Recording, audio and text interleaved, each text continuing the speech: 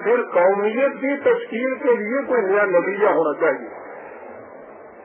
یہاں سے ابتدا ہوتی ہے یورپ میں وطنیت کو قومیت کا بنیاد قرار دینے کی.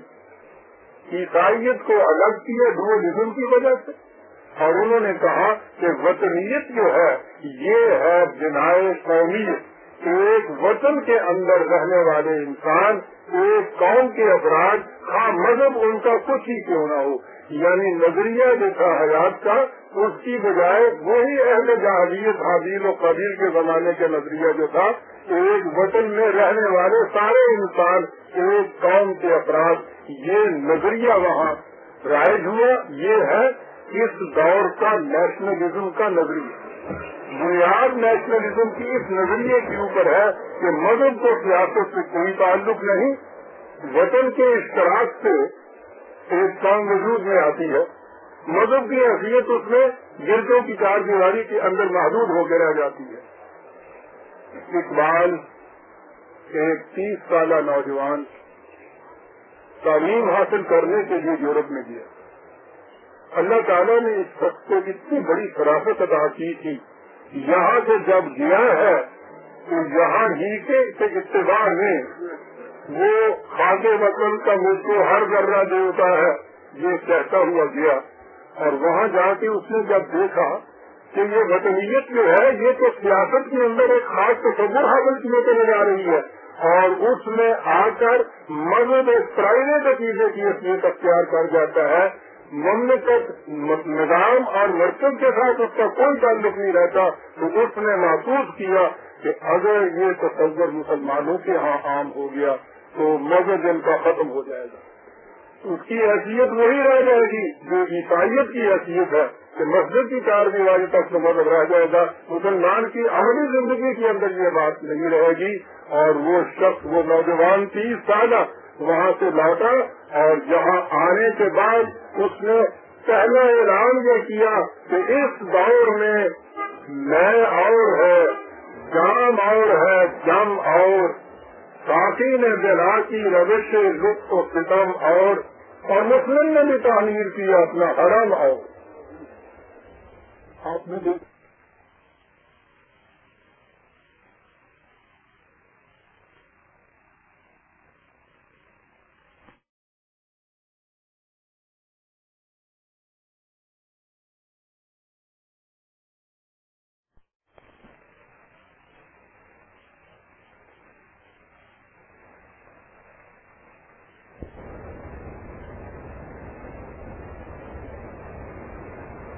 اس کی بنا پہ یہ سارے اندر ایک قوم بنی ہوئی تھی. جب آپ اس حرم کو چھوڑ کے وطن کو بنیاد قرار دیں گے قومیت کی تو ایک نیا حرم وجود میں آ جائے گا. مسلم نے بھی تعمیر کیا اپنا حرم اور تہذیب کے حاضر میں ترشوائے صنم، اور ان تازہ خداؤں میں بڑا سب سے وطن ہے جو پیر ہم اس کا ہے، مگر کا سفر ہے.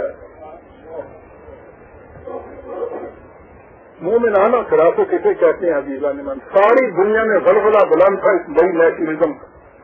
یہ شخص ہے، پہلا شخص ہے جس نے یہ آواز یہاں آگے بلند کی. اس نے یہ کہا کہ یہ بڑی خطرناک چیز ہے کہ جو دنیا کے اندر عام پھیل رہی.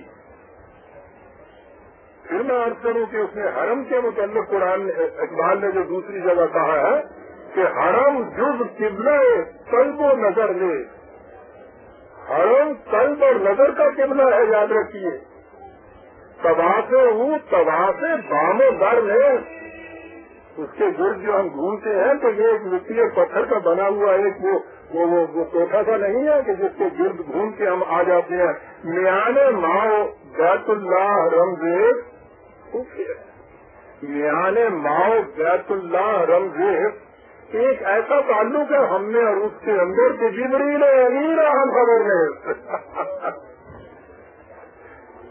جبریل امین تو الفاظ جو تھے قرآن کے ان تک ہی پہنچ سکتا تھا. وہ غیر محسوس جو رابطہ ہے ہمارا اور حرم کا، اس میں کچھ کوئی پتہ نہیں ہے کہ یہ کیا رابطہ ہے. وہاں کے وطنیت کو جب تم نے یہ بنیاد بنا لیا قومیت کا، حرم نیا تعلیم ہو گیا ہے. اور یہی جو ابھی میں نے مصرا کہا ہے یہ بھی حرم کے متعلق ہے کہ عرب کے سوچ میں ساز عجم ہے ہے یہ عرب کے سوچ کا، عجم کے پاس کا، حرم کا راز توحید امم ہے. یہ نقطۂ ناز کا ہے دنیا کے مختلف افراد کو ایک امت کے قالب میں ڈھالنے کے لیے، اور صحیح وحدت سے ہے اندیشہ غرب، صحیح وحدت سے ہے اندیشہ غرب. کیوں کہ تہذیب فرنگی بے حرم ہے.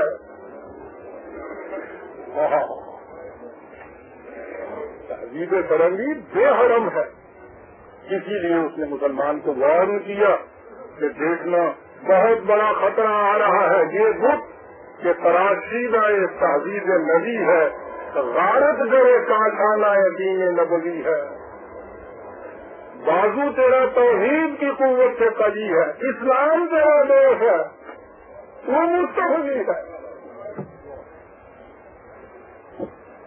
اسلام تیرا دیش ہے. حضرت سلمان فارسی سے پوچھا کہ نام کہا سلمان، کہا باپ کا نام کہا اسلام. کہا باپ کا نام پوچھا، کہا کہ وہ نسبت مدت ہوئی کٹ گئی جب لا الہ الا اللہ محمد رسول اللہ کہا. اب باپ کا نام بھی اسلام ہے. اسلام تیرا دیش ہے، تو مستوری ہے. نظارہ گوری نہ زمانے کو دکھا دے ہے مستوری، خاک میں اس ملک کو ملا دے. اس لیے کہ اقوام میں مخلوق خدا بڑھتی ہے اس سے، اور قومیت اسلام کی جڑ کرتی ہے. اس نے اعلان کیا اور ہندو کی طرف سے اس کی مخالفت کی. ہندو کی تو سیاست ایسی کہ وطن کی چار دیواری کے بنا پر ان سب کو ایک قوم کو قبول کرو. دین کی بنا پہ تو یہ لاگو ہے. جتنی قومیں اس سے پیش کر ہندوستان میں آئی تھیں، یہ ہندو ابطال الامن سب کو ہڑپ کر دیا تھا. مسلمان سب حقیقت اس کو جذب نہیں کر سکا. اس کے لیے اس نے یہ اسکیم تیار کی انگریز کے ساتھ مل کے کہ سارے ہندوستان میں رہنے والے ہندو مسلمان ایک قوم، ملک کے اندر جمہوریت انداز حکومت جس میں